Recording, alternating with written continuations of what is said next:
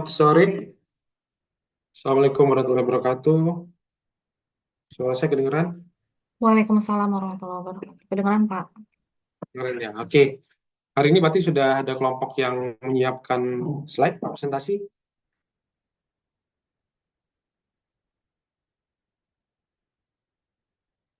Siapa? Kelompok mana?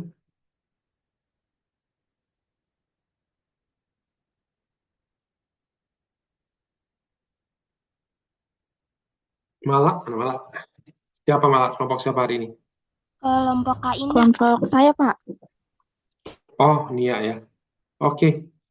Langsung aja ya dimulai.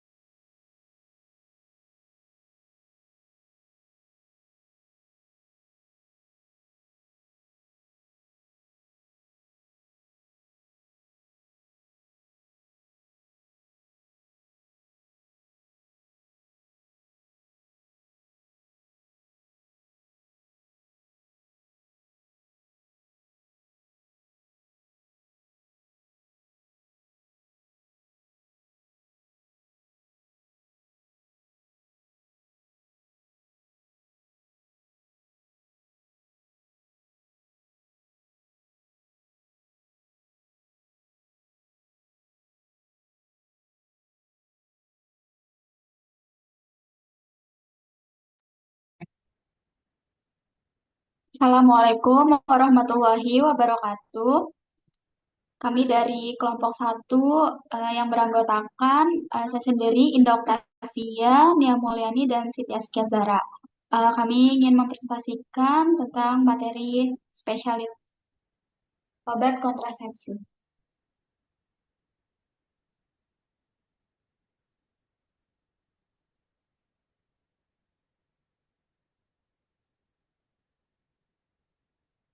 Kontrasepsi. Kontrasepsi berasal dari kata kontra, berarti melawan atau mencegah, dan konsepsi adalah pertemuan antara sel telur yang matang dengan sperma yang mengakibatkan kehamilan. Kontrasepsi adalah cara atau metode untuk mencegah terjadinya fertilasi sehingga tidak terjadi kehamilan. Syarat-syarat sebagai berikut, ada efek samping yang merugikan tidak ada, tidak mengganggu kesehatan, daya kerja bisa diatur sesuai kebutuhan, tidak menimbulkan gangguan di saat melakukan senggama, mudah pemakaiannya, murah harganya, dan dapat diterima dan disetujui oleh pasangan.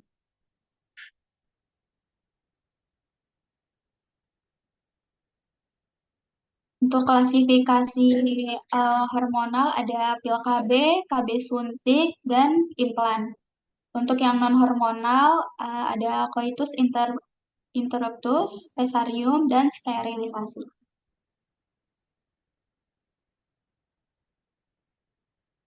Selanjutnya ada hormonal.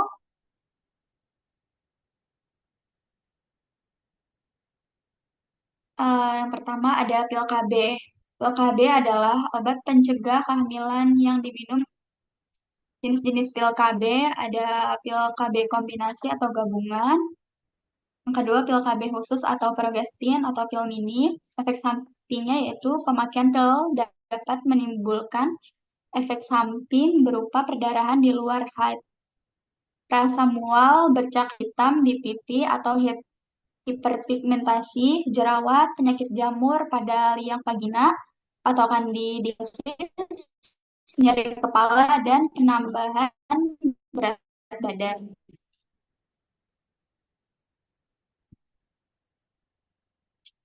Untuk cara kerja pil kombinasi, yang pertama menghalangi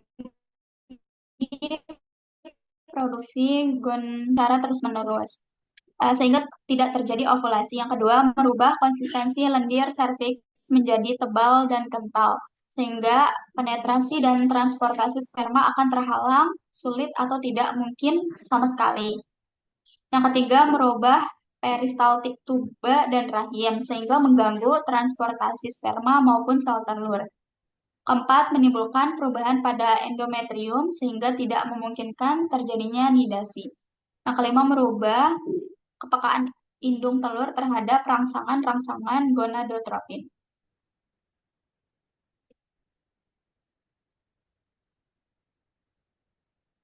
Untuk keuntungan dan kerugiannya, keuntungannya memiliki efektivitas yang tinggi, resiko terhadap kesehatan sangat kecil, tidak mengganggu hubungan seksual, siklus haid menjadi teratur, kesuburan segera kembali setelah penggunaan pil dihentikan, dan dapat digunakan sebagai kontrasepsi darurat.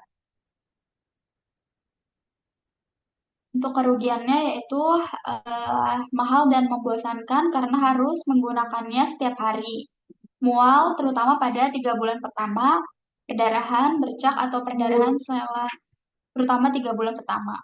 Pusing, nyeri payudara, berat badan naik sedikit, berhenti haid, dan jarang pada pil kombinasi, tidak mencegah IMS, infeksi yang menular seksual, HBV, HIV, dan AIDS.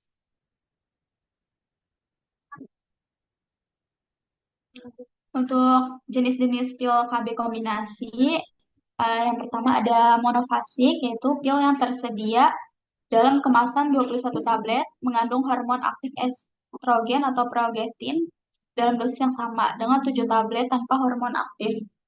Yang kedua, bifasik, pil yang tersedia dalam kemasan 21 tablet, mengandung hormon aktif estrogen atau progestin dalam 2 dosis yang berbeda dengan 7 tablet tanpa hormon aktif. Yang ketiga, trifasik, yaitu pil yang tersedia dalam kemasan 21 tablet, mengandung hormon aktif estrogen atau progestin dalam 3 dosis yang berbeda dengan 7 tablet tanpa hormon aktif.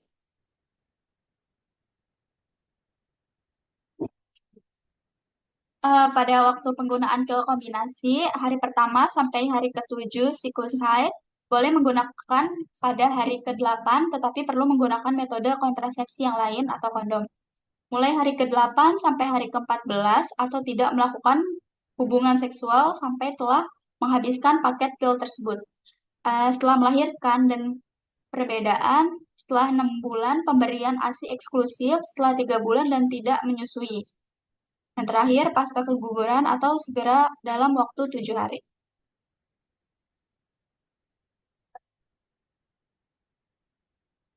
Selanjutnya, kontrasepsi pil progestin atau mini pil. Untuk cara kerjanya yaitu menekan sekresi gonadotropin dan produksi steroid di ovarium. Yang kedua, endometrium mengalami transformasi lebih awal sehingga implantasi lebih sulit.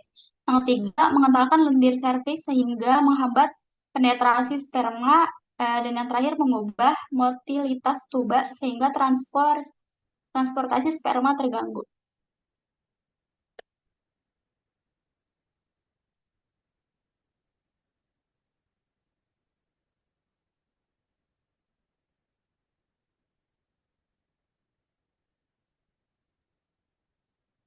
Selanjutnya ada break-heart bleeding, yaitu spotting pada waktu penggunaan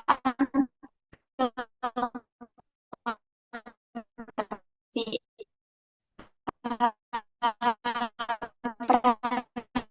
Estrogen, yaitu menekan pelepasan FSH, stabilisasi MRI yang mencegah stroke bleeding.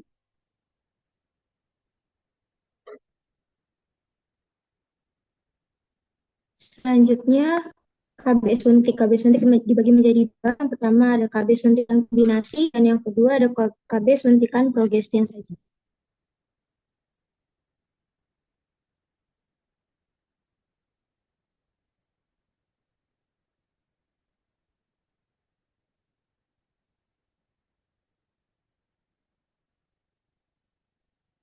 Yang pertama ada KB suntikan kombinasi. Cara kerjanya yaitu obat ini menghalangi terjadinya ovulasi dengan jalan menekan pembentukan releasing factor dari hipotalamus. Yang kedua, lendir serviks bertambah ketal sehingga menghambat penetrasi sperma melalui serviks uteri. Yang ketiga, implantasi ovum dalam endometrium dihalangi. Yang keempat, kecepatan transport ovum melalui tuba berubah. Untuk keuntungan suntikan kombinasi, yang pertama ada efektivitas tinggi, 0,1 sampai 0,4 kehamilan per 100 perempuan selama tahun pertama penggunaan. Yang kedua, sederhana pemakaiannya cukup. Yang ketiga, cocok untuk ibu-ibu yang menyusui. Untuk kerugiannya, yang pertama, terjadi perubahan pada pola haid seperti tidak teratur, pendarahan bercak atau spotting, atau pendarahan selama 10 hari. Yang kedua, mual, sakit kepala, nyeri payudara ringan, dan keluhan seperti ini akan hilang setelah suntikan kedua atau ketiga. Yang ketiga, penambahan berat badan. Yang keempat, tidak menjamin perlindungan terhadap penularan infeksi menular seksual, hepatitis B virus, atau infeksi virus HIV. Yang kelima, kemungkinan keterlambatnya pemulihan kesuburan setelah penghentian pemakaian.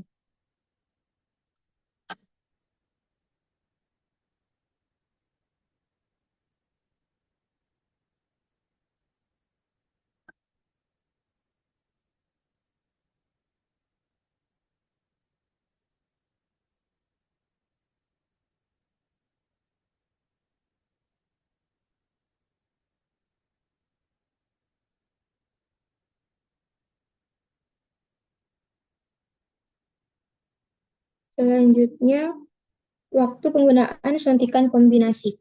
Suntikan pertama dapat diberikan dalam waktu 7 hari siklus haid. Bila suntikan pertama diberikan setelah hari ke-7 siklus haid, klien tidak boleh melakukan hubungan seksual selama 7 hari atau menggunakan kontrasepsi lain untuk 7 hari. Bila klien tidak haid, suntikan pertama dapat diberikan setiap saat, asal saja dapat dipastikan ibu tersebut tidak hamil. Selanjutnya, bila klien pasca persalinan 6 bulan, menyusui, serta belum haid, suntikan pertama dapat diberikan asal saja dapat dipastikan tidak hamil. Yang keempat, bila pasca persalinan lebih dari 6 bulan menyusui serta telah mendapat haid, maka suntikan pertama diberikan asal saja dipastikan tidak hamil. Yang keenam, bila pasca persalinan kurang dari 6 bulan dan menyusui, jangan diberi suntikan kombinasi. Yang ketujuh, bila pasca persalinan 3 minggu dan tidak menyusui, suntikan kombinasi dapat diberikan. Dan yang kedelapan, pasca keguguran, suntikan kombinasi dapat segera diberikan atau dalam kurun waktu 7 hari.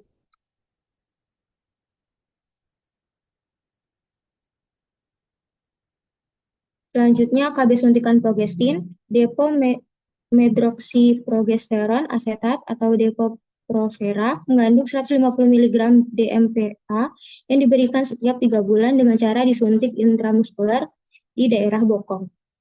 Depo noretisteron enantat atau depo noristerat yang mengandung 200 mg norentidron enantat diberikan setiap 2 bulan dengan cara disuntik intramuskuler.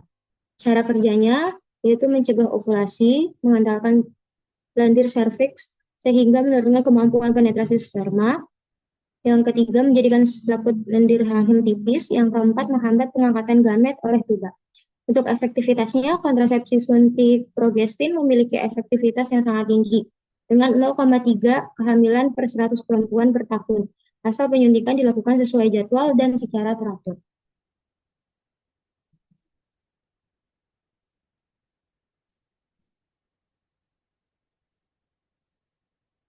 Untuk waktu penggunaan suntikan progestin, yang pertama setiap saat selama siklus haid asal ibu tersebut tidak hamil.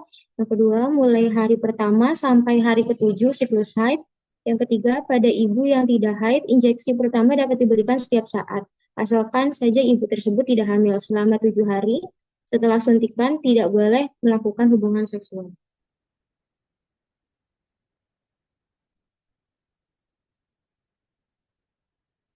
Yang ketiga ada KB implan, jenis dan isi. Yang pertama ada Norplan terdiri dari 6 batang silastik lembut berongga dengan panjang 3,4 cm dengan diameter 2,4 mm yang diisi dengan 36 mg levonorgestrel dan lama kerjanya 5 tahun.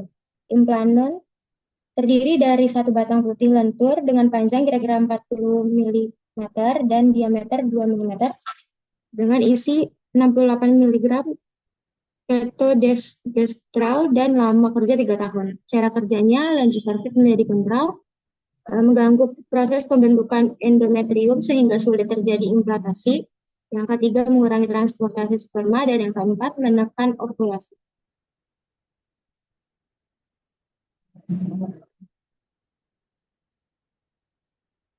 Selanjutnya, klasifikasi non-hormonal.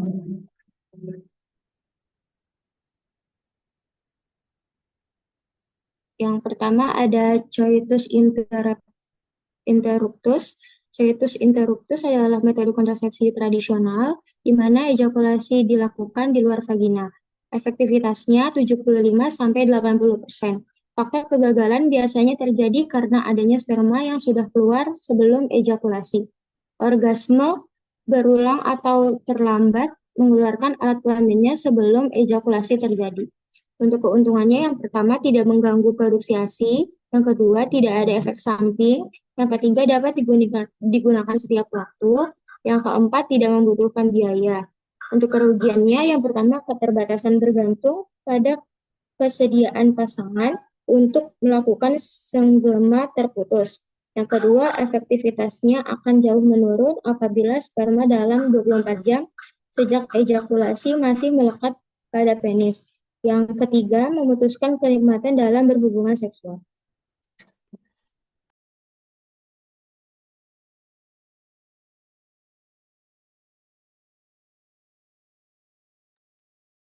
Berikutnya yang kedua ada epesarium atau diafragma vaginal. Diafragma vaginal ini merupakan alat kontrasepsi yang terdiri dari kantong karet yang berbentuk mangkuk dengan per elastis pada pinggirnya. Pinggir diafragma mudah dibengkokkan dan disisipkan di bagian atas vagina untuk mencegah sperma masuk ke saluran reproduksi bagian atas. Diafragma ini harus tinggal dalam vagina selama 6 jam setelah melakukan hubungan seksual. Untuk penggunaannya perlu diperiksa dahulu ukuran diafragma yang sesuai.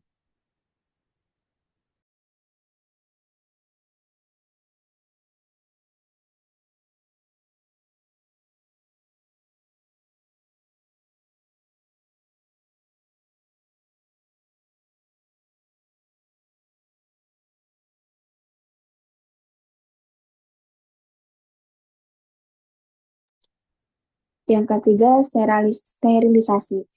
Tubektomi adalah prosedur bedah sukarela untuk menghentikan fertilitas seseorang wanita secara permanen. Mekanismenya adalah mengoklusi tuba atau mengikat dan memotong atau memasang cincin, sehingga sperma tidak bisa bertemu ovum.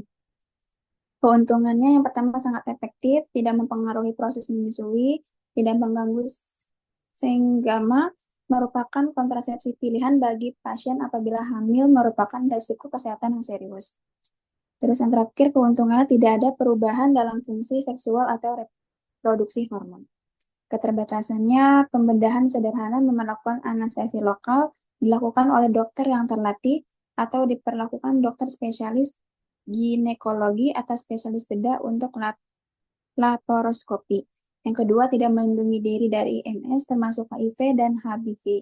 Yang ketiga, tuba dapat bergabung dan menjadi fertile kembali atau jarang terjadi.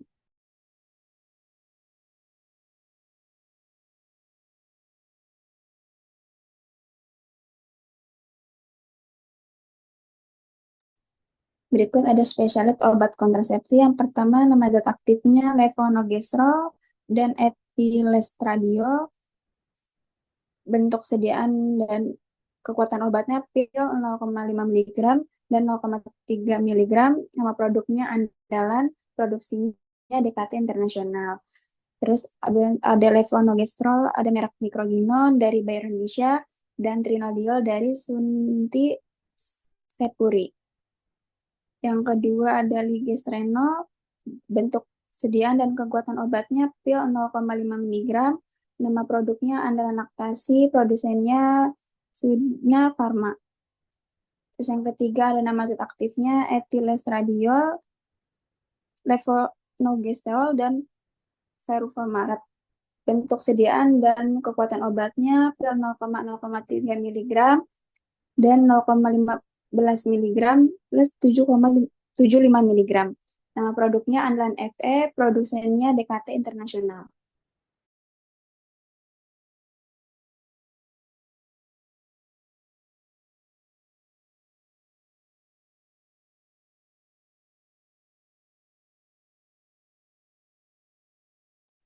Berikutnya ada drospirinon dan etilestradiol, bentuk sediaan dan kekuatan obatnya 3 mg dan 0,03 mg. Nama produknya Yasmin, produsennya Bayer Indonesia. Yang berikutnya ada nama zat aktifnya ciproteron asetat dan etinilstradiol. Ada 3 merek yang dengan dosis dan kekuatan obatnya 2 mg dan 0,035 mg. Nah, produknya ada Diana dari Bayer Indonesia, yang kedua ada Elza dari Signa Pharma, dan yang ketiga ada Neina dari PT Priyasa Nagamas Pharma.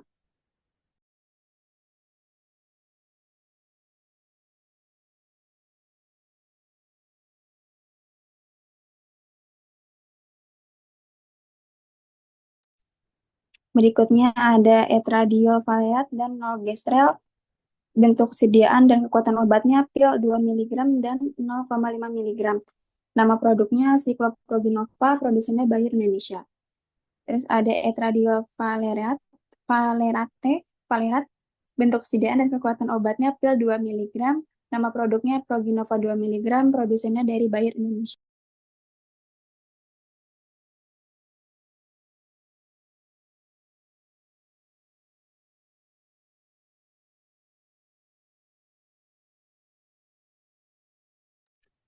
Berikutnya ada levonorgestrel, bentuk sediaan dan kekuatan obatnya pil 0,75 mg. Nama produknya andalan Pospil dari PT Triasa Nagamas Pharma dan Postino dari PT Tunggal Idaman Abdi.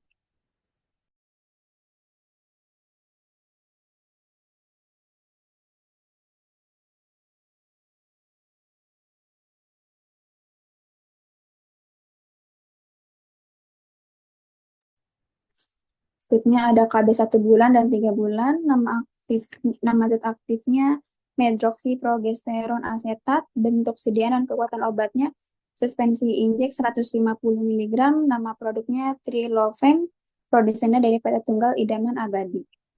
Yang kedua ada medroxyprogesteron asetat estradiol sipionat, bentuk sediaan dan kekuatan obatnya suspensi injeksi 10 mg dan 10 mg. Nama produknya Cyclofem, produsennya PT Tunggal Idaman Abadi.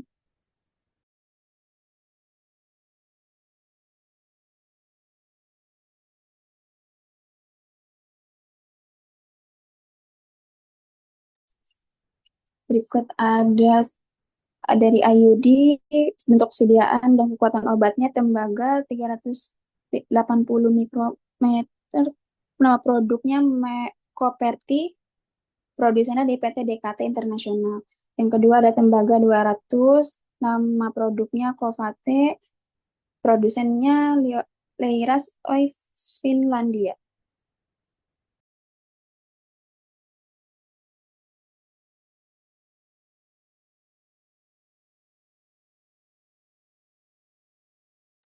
Berikutnya dari bentuk inlan, nama zat aktifnya levonorgestrel, bentuk sediaan dan kekuatan obatnya silindris 75 mg, nama produknya Jadile produsennya PT Bayer Healthcare.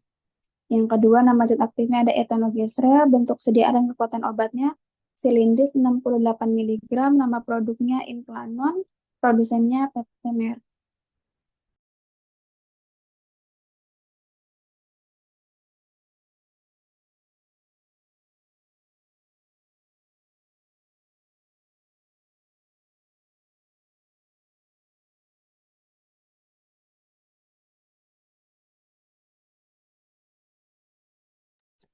Sekian materi yang kami sampaikan, kurang lebihnya mohon maaf. Wassalamualaikum warahmatullahi wabarakatuh.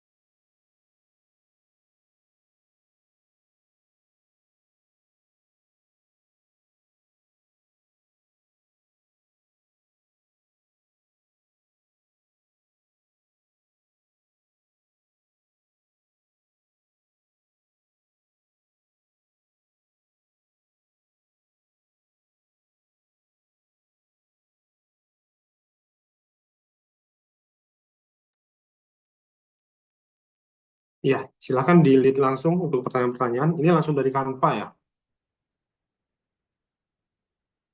Presentasinya langsung dari Canva ya.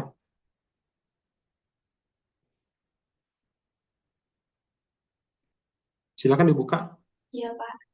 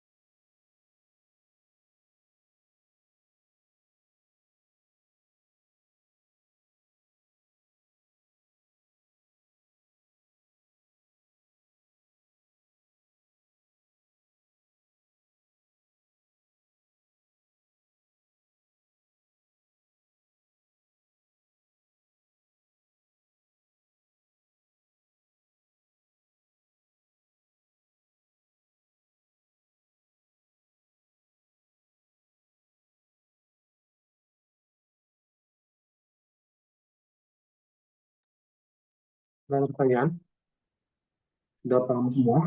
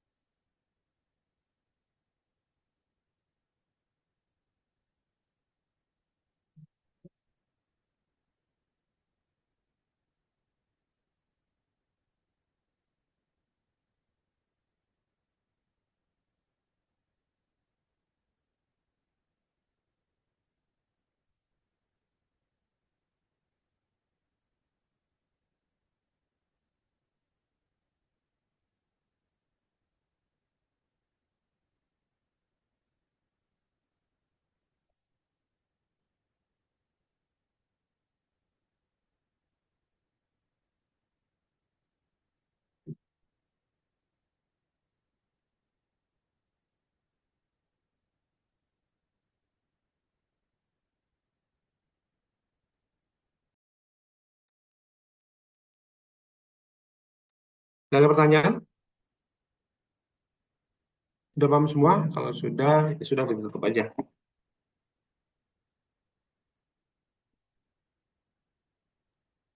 Baik, Pak. Sekian presentasi dari kami, kurang lebihnya mohon maaf. Wassalamualaikum warahmatullahi wabarakatuh. Waalaikumsalam warahmatullahi wabarakatuh. Ya. Ya, terima kasih kelompok yang sudah mempresentasikan ya tentang alat kontrasepsi ya. Ini alat kontrasepsi berarti tujuannya untuk mendapatkan atau mencegah?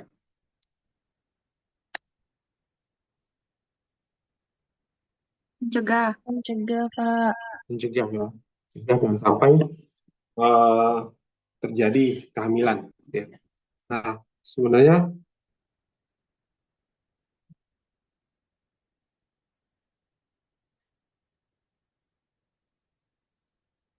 oke.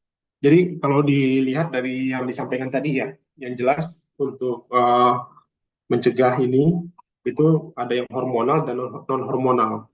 Ada yang pakai hormon, ada yang non hormonal, pakai alat kesehatan. Kalau hormonal tentu modifikasi hormonal dari seorang wanita biasanya. Walaupun hormonal pada pria bisa juga dimodifikasi tapi nggak banyak. Nah, pada kondisi ini tentu banyak kekhawatiran. Uh, Apakah nantinya akan memicu hal-hal yang lain? Apakah memicu terjadinya kanker apa gimana gitu ya? Nah, masing-masing itu punya data-data sendiri-sendiri, data-data penelitian. Ada obat-obatan tertentu, pil KB khususnya, ada estrogen, progesteron, isinya progestin, itu justru bisa meningkatkan risiko terjadinya kanker, khususnya pada orang-orang yang memang memiliki riwayat keluarga punya risiko tinggi untuk kanker. Tapi di penelitian yang lain justru menurunkan risiko. Jadi beda-beda nih. Makanya setiap pemakaian obat kontrasepsi apapun itu harus ada konsultasi. Kapan minumnya, kemudian berapa lama. Terkadang juga cocoknya seperti apa. Bahkan ada beberapa orang yang ketika minum pil KB kok jadi lebih gemuk, ya itu bisa jadi kejadian seperti itu. Maka banyak orang yang punya pilihan-pilihan yang lain. Jangan pakai uh, ini, jangan pakai hormonal, tapi pakai alat-alat aja. Ya keluarlah ya seperti cover T, ya seperti apa namanya spiral ya untuk menghalangi atau mau pengaman yang diberikan pada pria maupun pada wanita. Tujuannya kan untuk mencegah dan sampai terjadi pertemuan antara sperma dan sel telur tadi. Atau ada juga yang paling simpel pakai KB kalender ya. Itu yang paling aman, KB kalender. Kenapa? Dihitung kapan sih masa suburnya, bisa dihitung tuh. Masa suburnya itu biasanya dari hari-hari terakhir itu ditambahkan aja 14. Itu biasanya tuh masa suburnya seorang wanita. Kalau pengen punya anak ya di masa subur itu mereka harus harus ini apa namanya eh, merencanakannya. Tapi kalau di luar itu artinya dia menghindari supaya tidak terjadi kehamilan. Jadi banyak cara yang dilakukan oleh pasangan suami istri tentunya ya yang sudah sah untuk mencegah atau menunda. Tetapi terkadang dengan pencegahan-pencegahan seperti ini ada juga beberapa kok jadi sulit dapat setelah itu ya. Ada yang akhirnya lama punya anak, ada yang malah nggak bisa sama sekali. Beda-beda, kasus setiap orang itu akan beda-beda. Makanya tingkat kesuburan seseorang juga perlu dicek. Bukan berarti karena pil KB-nya memang atau efek samping dari obat-obatan hormonalnya bikin susah punya anak, bukan. Mungkin tidak minum pil KB pun sebenarnya dia memang susah aja punya anak. Banyak faktor yang lain-lain pada wanita. Tapi yang paling banyak memang yang disalahkan wanita biasanya. Kok nggak bisa punya. Yang laki-laki pun ternyata juga perlu cek juga lebih lanjut dari ukuran, dari jumlahnya ya, jumlah spermatozoidnya ada berapa banyak. Itu minimal 200 juta. Kalau kurang dari itu artinya mereka agak susah untuk memiliki keturunan. Atau jumlahnya banyak, tetapi motilitasnya pergerakannya lambat, pergerakannya nggak lincah. Padahal untuk mencapai sel telur itu banyak sekali faktor-faktor penghambat di situ. Nah, makanya obat-obatan yang digunakan untuk menghambat kehamilan tidak hanya memodifikasi hormonal aja, tapi membuat perjalanan sperma ke sana pun juga akan semakin berat. Dia akan melakukan berbagai cara supaya nggak ketemu. Disempitkanlah si tuba falopinya, dibikinlah banyak halangannya. Jadi ketika mereka ketemu nggak bisa. Itu cara kerja dari beberapa pil KB. Nah, atau ada juga yang pengen, yaudah deh, kayaknya kalau minum pil KB berisiko, kemudian pakai spiral berisiko, ada juga yang pakai implan, taruh di bawah kulit, semacam hormonal juga, tapi diberikan taruh di bawah kulit. Jadi dimasukkan ke dalam tangan, kayak orang bilang kayak susuk gitu ya, kalau bahasa awamnya. Nah, itu pun juga ada plus minusnya masing-masing. Dan waktunya cukup panjang, misal 3 tahun bisa sampai 5 tahun, tertaruh di bawah kulit atau di bawah tangan ya, di sini biasanya, di bawah sini. Permasalahannya nantinya pada saat sudah mau, udah 5 tahun kayaknya perlu deh mau punya momongan lagi. Kalau spiral KB kan tinggal dibuka lagi kan, tapi kalau tusuk ya harus buka lagi di kulitnya. Nah, pada saat proses itu pun juga terkadang dalam waktu 5 tahun dia sudah agak bergeser posisinya dari awalnya, sekian arah tempat yang lain. Itu kendala-kendala yang sering sering terjadi pada saat pemakaian alat-alat ini. Nah, kemudian ada juga yang menggunakan karet yang walaupun dipakai oleh pria maupun juga pada wanita, itu beda-beda bentuk ya. Tujuannya adalah menghindari terjadi kehamilan dan harus membuat kedua pasangannya nyaman ya. Untuk suami istri harus kenyamanannya harus bisa disampaikan dua. Kenapa? Karena tidak hanya salah satu yang nyaman tapi yang satu lagi ternyata enggak. Itu justru malah tidak baik ya dalam dalam suatu hubungan, malah lama-lama nanti salah satunya juga tidak mau lagi untuk melakukan itu ya. Kalau itu kan suatu nafkah batin juga tuh yang diberikan, dan biasanya orang-orang yang menunda-nunda seperti itu, nggak tahu kalau di sisi agama seperti apa ya, tapi kalau dari sisi kesehatan sejauh yang saya tahu dari penelitian sih tidak sampai membuat pada akhirnya tidak punya anak setelah itu, enggak. Tetapi memang kalau yang ukuran tubuhnya lebih meningkat banyak ya, kemudian memicu terjadinya sel kanker ada, tapi harus dicek lebih lanjut apakah pemicunya dari situ apa enggak.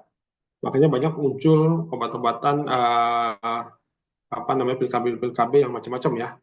Ada juga yang morning after pill tadi saya lihat. Kalau morning after pill ya pada paginya sudah melakukan, setelahnya baru diminumin untuk menghancurkan atau merusak si spermatozoid yang sudah dikeluarkan misalnya kayak gitu. Itu setelahnya morning after pill. Ada juga yang belumnya memodifikasi sehingga tubuhnya merasa, kalau pil KB merasa kayak lagi hamil aja nih. Dia merasa seperti orang hamil aja, akhirnya tidak terjadi ovulasi, tidak terjadi pembentukan sel telurnya nggak keluar, dia tidak terjadi kehamilan. Jadi banyak yang dilakukan untuk memodifikasi ya, tujuannya tidak hamil. Ya. Oke, ada pertanyaan teman-teman?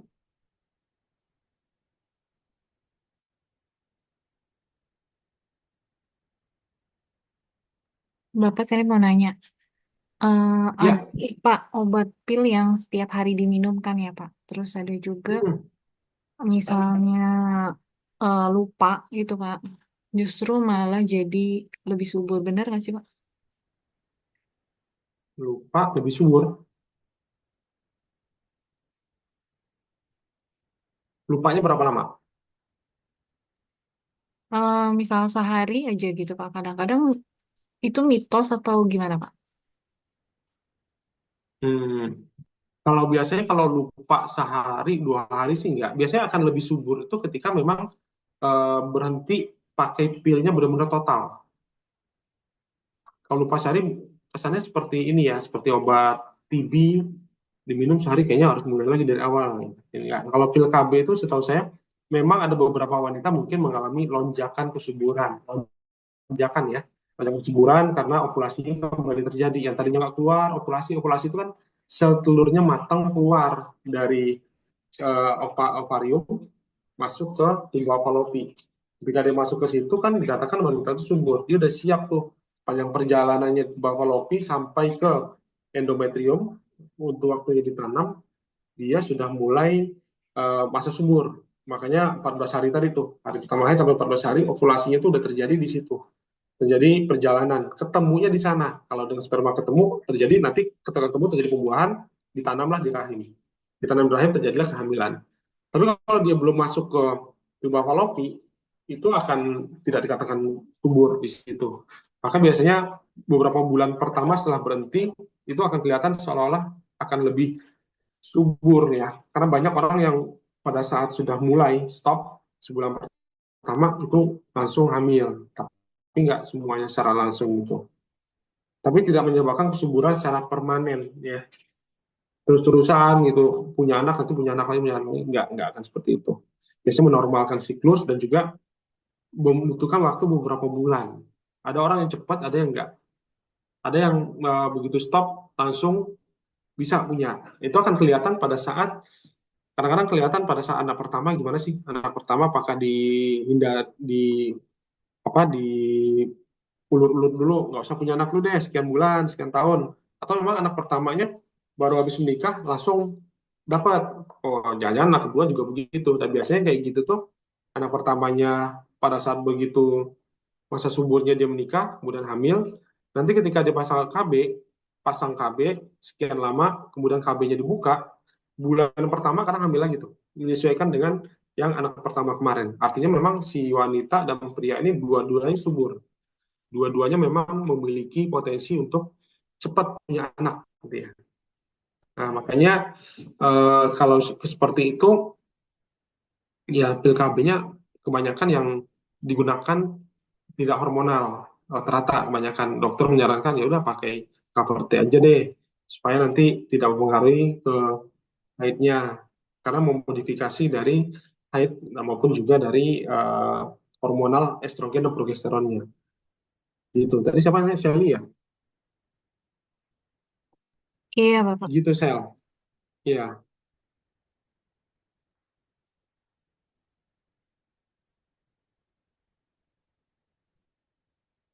Satu sisi ada orang yang lama pengen punya, tapi satu sisi ada orang yang berusaha dengan segala cara ya, segala cara untuk bisa punya.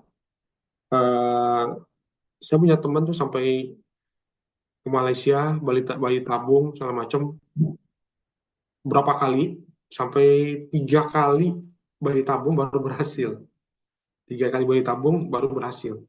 Ternyata dulunya memang awal-awalnya nggak mau dulu. Nah, nanti deh karena karir, karena bekerja, jangan dulu deh ya pakai pil segala macam gitu loh. Ketika udah waktunya dia pengen punya, nah aku nggak bisa-bisa dengan segala macam cara dicoba nggak bisa-bisa juga. Keduanya sudah cek suami istri, suaminya dikatakan juga subur, pada wanita juga subur, tetapi memang ada semacam kayak penyempitan di tuba falopinya. Tuba falopi itu terjadi penyempitan sehingga pada saat sel telur lewat kesananya sperma susah untuk masuk ke situ. Makanya dilakukan inseminasi buatan ya, dilakukan dipakai tabung jadinya dimasukin ke dalam satu alat kemudian ditanamkan lagi ke wanitanya untuk ditanam di rahim sehingga hamil gitu ya. Itu sampai hal yang ketiga kalau nggak salah. Beberapa kali dia ke Malaysia gagal lagi sekalinya kalau nggak salah waktu itu 60-an ya 60 juta kalau nggak salah. Itu baru bayi tabung belum transport dan lain-lain ya. Gitu. Akhirnya punya dan sampai sekarang satu anaknya sekarang udah SMP kalau nggak salah. Ya. Itu udah ada tapi memang agak lama dulu menggunakannya ya. Jadi untuk alat kontrasepsi ini memang harus konsultasi. Bahkan di beberapa pengobatannya ada yang bingung tuh. Ini kan ada tabel pil lebih gede nih dibandingkan dengan tablet-tablet yang lain. Kira-kira mana yang dipakai duluan nih? Oh ternyata ini dipakai pada saat haid. Ini dipakai pada saat yang tidak haid. Apakah tiap hari harus diminum dari placebo? Padahal yang obat-obatan yang diminum pada saat haid itu isinya cuma placebo. Tapi supaya pasiennya tidak berhenti minum obat, maka dia tetap minum. Supaya apa? Nggak lupa. Karena kalau nanti lupa, besok nggak minum lagi. Nah, itu yang akan sering terjadinya kehamilan. Dan kalau udah terjadi kehamilan, itu yang disayangkan ya. Banyak orang yang akhirnya mengambil jalan pintas. Jangan dulu deh, gugurin dulu deh. Ada tuh orang berpikir sampai seperti itu. Padahal itu kan sama saja dengan sudah membunuh ya darah daging sendiri. Dan itu juga pasti siapapun juga nggak mau. Cuma kalau udah terjadi hamil ya sudah, mau gimana? Tingkat kegagalan dari ini juga bervariasi. Apalagi tadi yang disampaikan dengan mencegah ejakulasi di dalam tadi ngomongin gitu ya, ketika saat senggama. Di luar aja nanti ininya itu agak kesulitan untuk mengukur. Jangan-jangan tadi udah dijawab juga, jangan ada yang sudah eh, ini yang sudah jadi gitu kan, itu bisa jadi, itu salah satu. Kemudian yang lain-lain mau pakai yang eh, apa ya, yang susuk kayak tadi itu juga sifatnya hormonal juga ya. Jadi banyak faktor. Pilihannya balik lagi ke pasangan, mana yang paling aman, mana yang paling gampang untuk digunakan dan yang lebih aman apa. Sehingga nanti pada saat mau hamil beneran nggak kesulitan. Tapi tetap harus konsultasi karena setiap orang punya masalah yang berbeda-beda.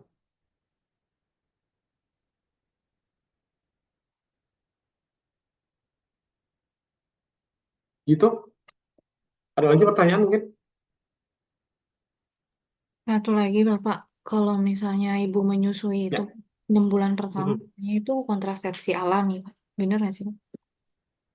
Tapi emang Eh, biasanya setelah melahirkan kan nggak haid tuh Pak, kan menyusui full ASI sehingga memang haid itu tertunda gitu Pak.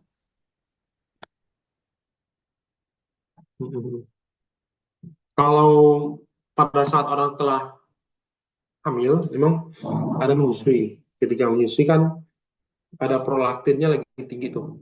Ada hormonal prolaktin yang buat menyusui, itu yang akan memicu nanti untuk pengeluaran dari hormonal ASI-nya gitu. Tetapi dikatakan dia tidak bisa hamil lagi, enggak, bukan termasuk KB alami. Cuma biasanya pada saat kondisi itu si wanitanya atau udah sibuk mungkin dengan anak kali ya, sibuk dengan anak, akhirnya ke suaminya nggak terlalu banyak banyak kontak fisik. Kenapa? Karena kalau kita lihat banyak orang yang usia anak pertama sama anak keduanya itu nggak sampai 1 tahun.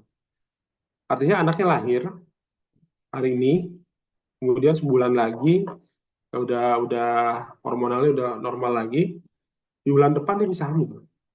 Jadi kalau 9 bulan kemudian dia hamil 9 bulan, berarti anak pertama, anak kedua jaraknya cuma 10 bulan atau 11 bulan, nggak nyampe 1 tahun.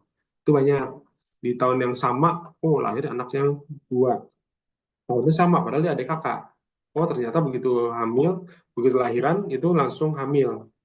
Nggak pengaruh dari hormonal, jadi nggak selalu setelah itu nggak. Tapi biasanya dalam bulan pertama, itu sudah mulai masa kesuburan seorang wanita, udah mulai ada. Dan dia sudah mulai ada lagi satu sel telurnya dikeluarkan dari ovariumnya. Karena kan seorang wanita mengeluarkan ovarium itu kan gantian ya, yang ovarium kanan bulan ini, bulan depan ovarium kiri. Satu-satu aja yang keluar tuh, satu kanan, satu kiri, satu kanan, satu kiri, keluar satu. Nah, kenapa kok bisa ada yang sampai kembar misalnya? Ketika sel telurnya keluar, terjadi pembuahan. Ketika dibuahi, nanti sel telur yang sudah dibuah itu dia membelah menjadi dua. Pembelahan menjadi dua inilah yang disebut dengan kembar identik. Kenapa? Karena satu sel telur yang dibelah menjadi dua oleh satu sel sperma. Dia identik, mirip satu dengan yang lain. Walaupun laki-laki dengan perempuan pasti ada kemiripan yang identik antara satu dengan yang lain. Tetapi ada juga yang memang mengeluarkan sel telurnya satu, subur banget nih. Bukan hanya satu, lebih dari satu, keluar dua aja. Jadi kan sel telurnya dikeluarkan oleh dua dan dua-duanya dibuahi, makanya kadang kita lihat orang kok kembar tapi nggak ada mirip-miripnya, kayak adik kakak aja lah, mirip sekilas tapi bahkan nggak ada miripnya sama sekali. Kenapa? Karena dua sel telur yang berbeda dikeluarkan. Itu subur banget. Banyak yang kadang-kadang anak pertama kembar, anak kedua kembar lagi. Bisa. Ya. Ada yang sampai punya anak dalam waktu berapa lama langsung empat. Kalau orang cuma dua, dia bisa empat kembar. Itu faktor genetik ya, karena sel telur itu bisa membelah lagi. Tapi ada juga sel telur yang sudah dibuahi, dia akan membelah menjadi dua, tetapi pembelahannya nggak sempurna. Ya telur satu kita belah jadi menjadi dua, ada yang nempel, nggak sempurna. Nah itu yang kadang-kadang yang terjadi pada kembar siam. Kepalanya lah yang nempel, badannya yang nempel, tangannya yang nempel, punggungnya satu dengan yang lain nempel. Harusnya terpisah. karena nggak terpisah di dalam ketika dia menjadi janinnya, ya sudah sampai lahir dia akan begitu terus, walaupun organnya terpisah. Tapi terkadang kalau udah seperti itu organnya pun juga ada satu, kepalanya dua, macam-macam lah ya kondisinya. Nah itu perlu dilakukan tindakan selanjutnya yang lebih memisahkan. Jika dipisahkan itu kan akan dilihat mana yang lebih menguntungkan. Apakah ini harus dipisahkan atau memang dibiarkan dua-duanya. Ya. Jadi kesimpulannya kalau menurut saya banyak sekali kasus yang dalam 1 tahun itu punya anak dua. Artinya tidak menyebabkan terjadinya perlambatan atau ketidaksuburan pada wanita ketika walaupun hormon prolaktinnya sedang meningkat. Gitu, Sally. Kalau misalnya nggak haid-haid selama setahun itu Pak, nggak memang karena tergantung kondisi seseorang itu ya, beda-beda ya.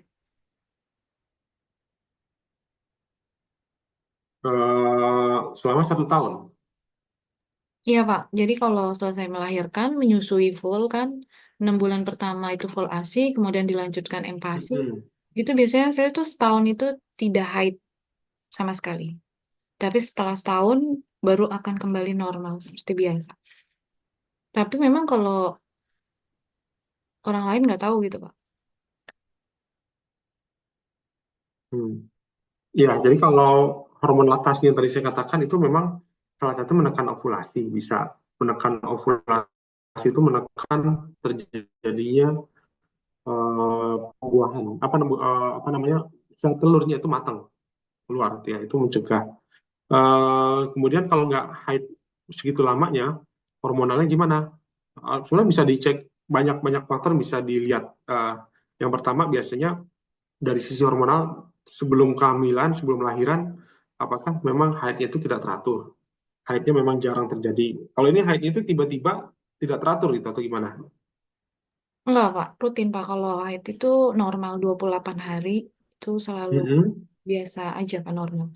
Cuman Tapi kalau begitu berhenti tadi, ya setelah melahirkan aja Pak. Jadi setelah melahirkan nifas, kemudian menyusui full 6 bulan pertama, kemudian setelah 6 bulan kan bayi mulai empasi juga kan, mulai ASI dicampur dengan empasi. Nah jadi setahun itu benar-benar full gitu Pak, nggak ada haid. Setelah setahun lewat, itu akan ada tapi dia bertahap gitu Pak. hmm, ada kontrasepsi hormonal yang dipakai nggak setelah melahirkan? Nggak ada. Karena memang Nah, kontrasepsi itu identik dengan ASI itu akan kering.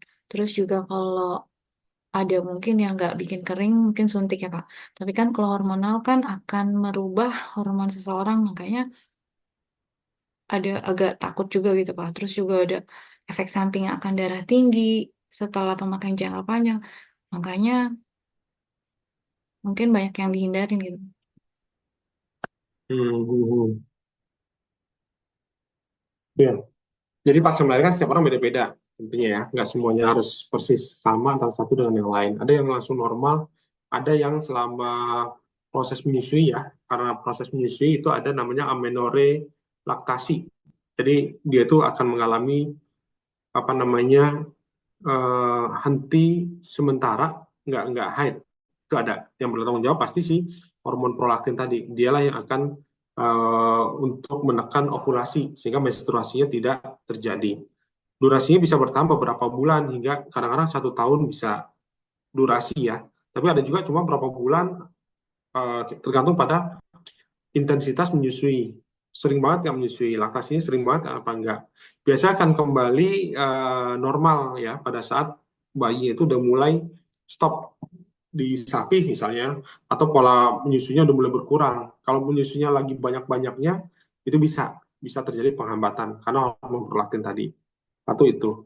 Yang kedua, kadang-kadang pasca melahirkan itu keseimbangan hormonalnya itu terganggu. Yang tadinya orang hamil itu kan tidak terjadi ovulasi ya, sekian bulan itu nggak ada ovulasi, tidak ada satupun yang keluar tuh. Haid juga nggak terjadi. Kenapa kalau haid itu terjadi? Karena adanya ovulasi. Karena ada ovulasi itu adanya sel telur yang matang keluar. Ketika sel telur matang ini di sana di bagian endometrium sudah mulai menyiapkan tempat, dindingnya udah mulai menebal. Dinding-dinding itu udah mulai menebal untuk apa? Untuk nanam si sel telur tadi di situ, ditanam, kemudian dia jadi plasenta, jadi deh eh, bayi di situ. Nah, itu akan selalu proses seperti itu. Ternyata tidak terjadi pembuahan. Kalau tidak terjadi pembuahan, otomatis dinding tadi luruh lagi. Makanya ketika dinding itu luruh, banyak terbuka, dinding pembuluh darahnya kebuka, pakai darah haid keluar. Darah haid campur dengan ada dinding yang luruh tadi, jadi bentuknya jadinya gumpalan-gumpalan. Nah, itu tadi sebenarnya dinding endometrium yang luruh tadi. Itu ketidakseimbangan hormonal pasca melahirkan. Biasanya membutuhkan waktu untuk memulihkan kehamilan setelah pasca persalinan ini. Biasanya menstruasinya tertunda, bahkan jika tidak menyusui pun juga kadang-kadang tetap terjadi seperti itu. Makanya saya tanya tadi ada kontrasepsi hormonal apa enggak? Kalau enggak ada, berarti biasanya keseimbangan hormonal dan satu juga karena menorelaktasi itu. Kemudian faktor lain juga ada perubahan tubuh, ya, ada stresnya juga. Pasca melahirkan sebenarnya menimbulkan stres fisik dan emosional yang biasanya terjadi. Yang orang biasanya bilang baby blues ya, baby blues, lebih sensitif, perasaan uh, uh, takut gitu ya, itu banyak banyak terjadi. Normal sih nggak kalau misalnya tidak haid hingga beberapa bulan jika menyusui, normal. Jika tidak menyusui tapi menstruasi biasanya kembali dalam waktu berapa lama? Ya 6 sampai 12 bulan minggu setelah melahirkan. Tapi ada orang yang memang ya udah nggak berpengaruh di situ. Tapi kalau khawatir ya pasti akan coba cek ke dokter, evaluasi lebih lanjut untuk lihat ada masalah apa enggak. Karena kalau ketika masalah yang diketahui dari awal, itu akan lebih cepat tindakannya, lebih cepat. Itu kalau masalahnya udah lebih dalam, udah lebih sering, udah lebih lama, sekarang agak susah tuh untuk penanganannya. Ya, Iya, Pak, makasih. oke.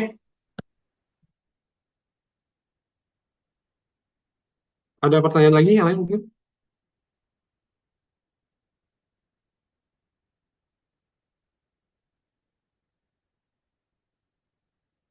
Kalau nggak ada, saya rasa cukup ya. Eh, Temuan kali ini semuanya hadir nggak?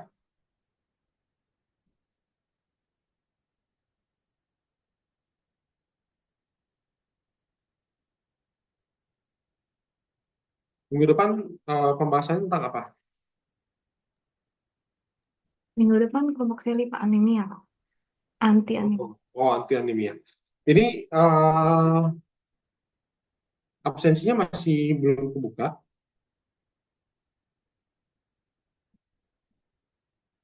Bisa hubungi saya klik buat dibuka dulu.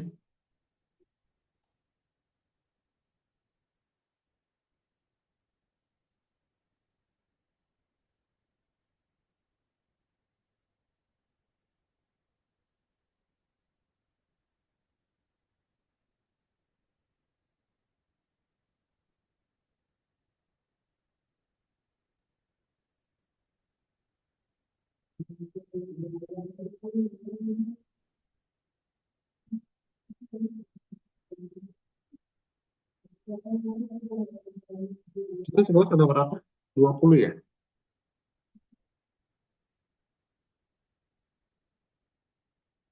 22. Kalau di minggu lalu sih 22 ya. Tapi ini kan ada saya dan ruang virtual 6. Ini ada yang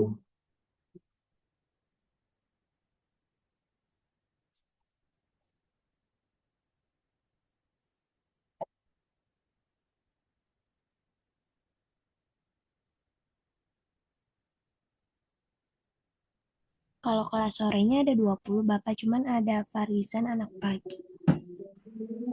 hmm. Malah saya kirim ke Malah ya. Itu screenshot yang hadir sekarang. Nanti saya abseninya belakangan aja. Ini nggak ada yang lagi keluar dari ruangan kan ya. Eh, Jadi saya absenkan dari sini aja. saya kira udah dibuka, Pak. Oh, udah buka. Oh, Tapi katanya udah di absen. itu yang minggu lalu itu.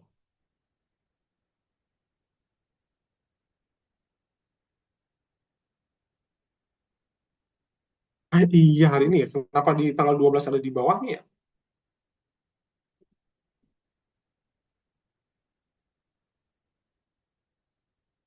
Begitu yang minggu minggu sebelumnya karena di bawahnya ada yang oh ya sudah, lagi gitu. Dah, udah ke absen. Oke, kalau nggak ada lagi, saya rasa cukup ya, teman-teman. Sampai ketemu lagi di minggu depan untuk materi tentang anemia ya. Oke, kalau nggak ada lagi, terima kasih. Selamat sore. Assalamualaikum warahmatullahi wabarakatuh. Waalaikumsalam Waalaikumsalam warahmatullahi Terima kasih wabarakatuh. Terima kasih semua. Bapak.